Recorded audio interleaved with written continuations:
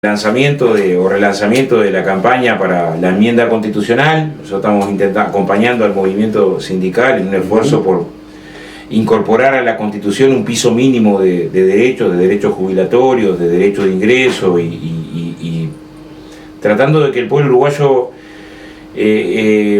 procese un debate acerca del resultado que han tenido la privatización de las jubilaciones y que maduramente resolvamos si ese es el camino que tenemos que sostener o es un camino que hay que revisar.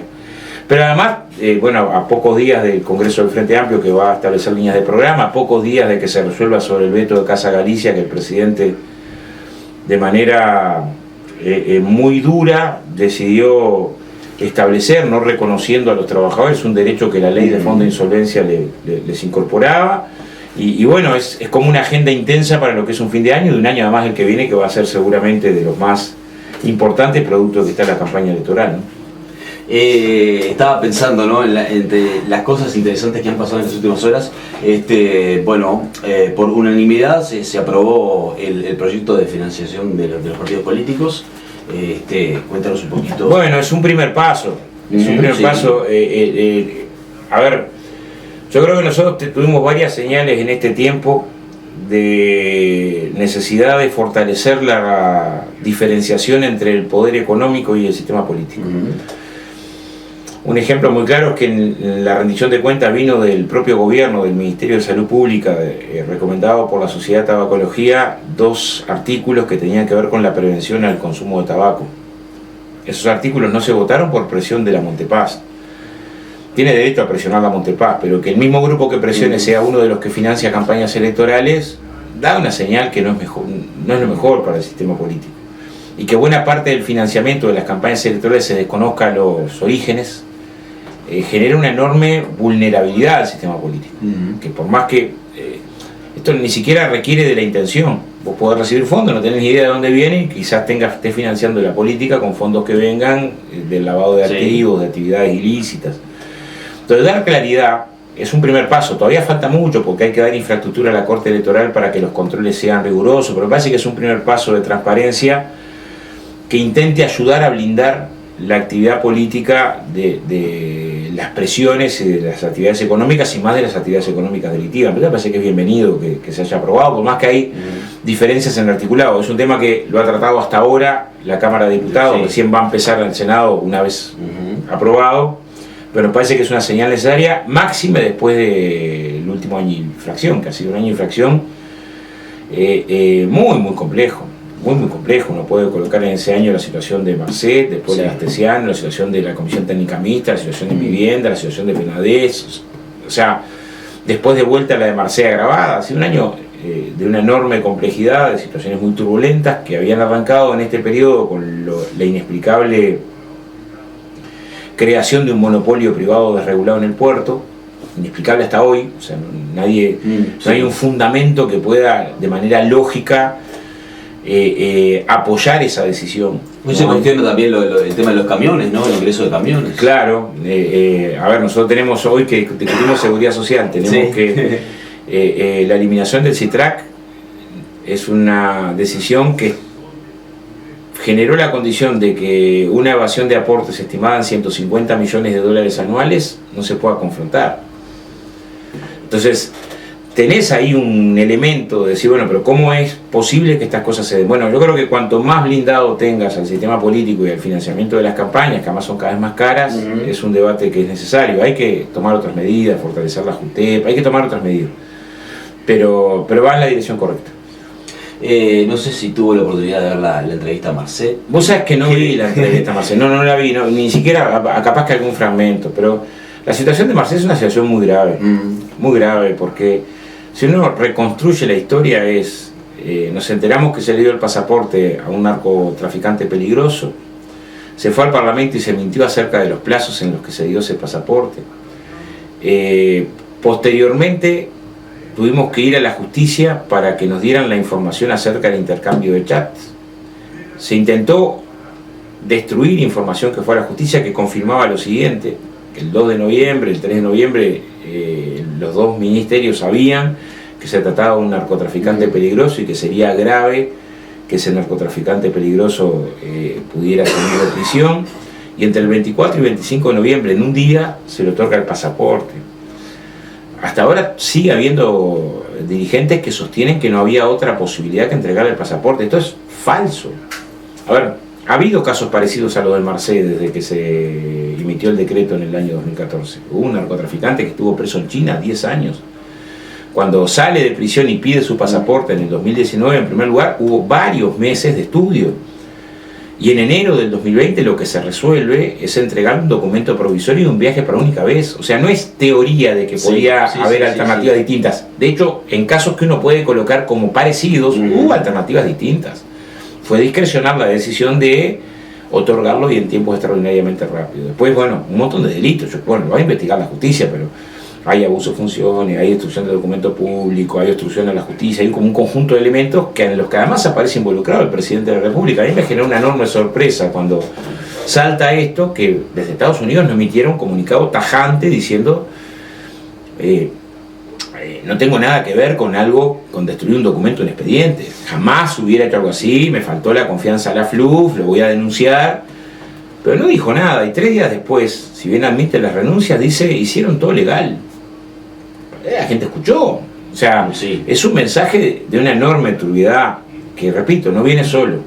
Antes tuvimos a Astesiano elegido como jefe de la seguridad presidencial con 35 anotaciones, espionaje en democracia, espionaje a senadores, espionaje a estudiantes del Cerrito, coimas a troche y moche, entrega de viviendas, hasta viviendas que eran para personas con discapacidad, militantes, ingreso a la comisión técnica mixta que todavía están de funcionarios públicos permanentes, no de cargos de confianza. No es solamente un abuso de cargos de confianza, no son cargos de confianza, son cargos presupuestados in eternum. En el litoral, donde hay una situación trágica, 10 ediles en un saque, es de una grosería muy importante, y en medio de eso se vulneraron el sistema de gestión policial y el sistema de gestión carcelaria para intentar apoyar al dirigente político acusado de abuso de funciones e ir a un fraude procesal contra las víctimas. O sea, cuando la justicia había resuelto la reserva, vulnerar la decisión de la justicia, es gravísimo que eso suceda de cargos de confianza del gobierno. El jefe del CONCAR es un cargo de confianza del gobierno, militante de revista, o sea, se han dado un montón de situaciones, todas duras, que en general no se han explicado. No se han explicado, porque lo que sabemos es lo que pasó. ¿Por qué? Todavía no. Y en el mejor de los casos es grosera ineptitud. En el mejor de los casos es manejamos esta información como urgente y después nos dormimos y 20 días después le tramitamos un pasaporte de manera extraordinaria. Y después mentimos, y después destruimos material, y después es medio inexplicable. Pero me parece que igual hay dos cosas, ¿no? Que estos elementos de corrupción y de escándalos no nos dejen de atender un elemento central. Este es un gobierno que entregó una parte importante de la soberanía, la entregó en el puerto, la entregó en internet, la entregó en la energía eléctrica, que era pública y que era una cuarta parte de la energía eléctrica va a ser para 100 grandes consumidores y privada, por fuera de la UTE. Es un gobierno que generó medidas de deterioro democrático en recorte de derechos laborales, en recorte de participación social en ámbitos tan importantes como la enseñanza, en ataques a la fiscalía, en ataques a la prensa. Hubo periodistas que tuvieron que salir a colocar información en redes porque el medio no les permitía por presión del gobierno. Eso pasó en este periodo de gobierno, no en otro. Y es un gobierno profundamente impopular. Tanto que en el 2022 la economía uruguaya creció 2.406 millones de dólares con respecto al 2019, en términos constantes, o sea, fuimos mucho más ricos en el 2022 que en el 2019, con salarios más bajos, jubilaciones más bajas, peor presupuesto educativo, peor presupuesto de vivienda. Cuando discutimos el modelo de la desigualdad es eso, y cuando discutimos el modelo de desigualdad es la reforma jubilatoria, que es 5 años más de trabajo para el que pueda, el que no pueda se embrome, para jubilaciones más bajas, 40 y pico % de recorte de las prestaciones por discapacidad, empeoramiento radical del sistema de AFAP, que lo estamos viendo ahora. Sí. Queda un par de días para que 330.000 uruguayos a los que se les permitió poder revocar la decisión se vayan, y no hubo una campaña de información. Eso le iba a decir, ¿no? Que realmente no se ha sabido nada. ¿Usted sale a conversar con algún veterano sobre este tema? Nada. Y no tiene ni idea. Muy poca información. Mirá, primero, sería bueno que el Uruguay todo discutiera acerca de cuál fue el resultado de la privatización de las jubilaciones, pero con información, no con fantasmas, con información.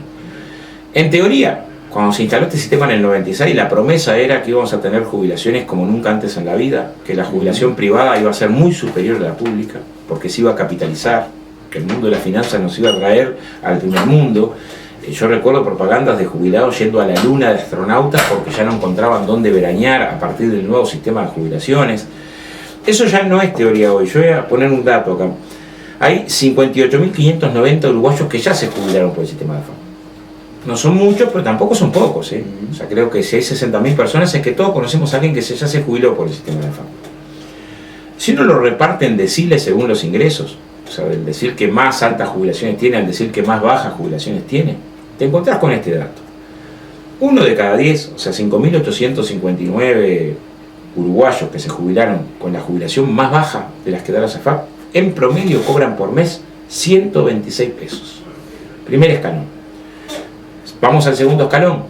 En promedio el segundo escalón cobra 745 pesos de jubilación.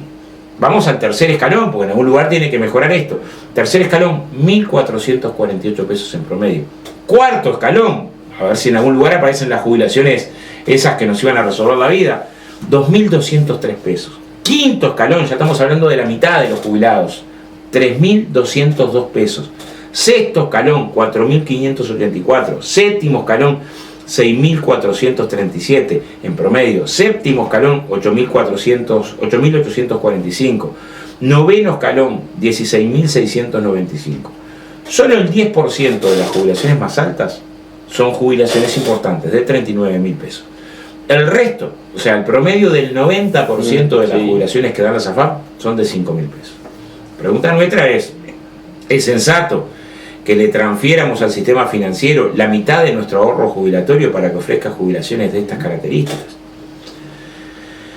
Ahora, el problema es que esto no es lo peor.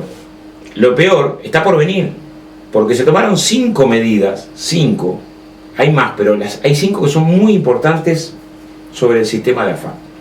La primera es que cuando un trabajador se afilió a una AFAP, no estando obligado, que es la inmensa mayoría, los que cobran menos de 78.800 pesos, las AFAP, la ley que creó las AFAP tenía como contrapartida que el día que te ibas a jubilar te iban a incrementar el sueldo base jubilatorio en un 50%. 27 años después que te afiliaste, te dicen eso que iba a ser al final de tu vida laboral no va a pasar más, no te vamos a incrementar nada. Y de los 800 y pico mil de trabajadores afectados, solamente una parte permitían cambiar, y permitían cambiar en plazos muy breves. Esta semana termina el plazo, y la mayoría no ha hecho la opción de asesorarse porque ha habido muy poca información.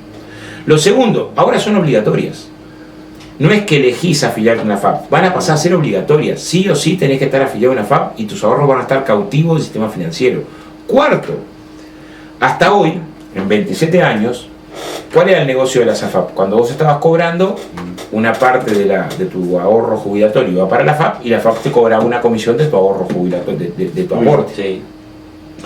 La ley nueva habilita a que si vos quedás desocupado, la AFAP siga cobrando. ¿De dónde cobra? De lo que ya tenías ahorrado. Eso no se podía hasta hoy. Entonces, sobre todo, pienso en los trabajadores de alta zafralidad, trabajador de la construcción, la doméstica, el rural, el trabajador de temporada en la industria hotelera. O sea, un montón de sectores, que el sector de citrus, que trabajan y tienen periodos de desempleo frecuentemente. Esto quizás no afecte tanto a un trabajador público, pero para el grueso de los trabajadores que tienen inestabilidad laboral, bueno, esto es un veneno, porque en realidad nunca vas a saber lo que tenés ahorrado, porque tienen la posibilidad de zafar de cobrarte de tu ahorro.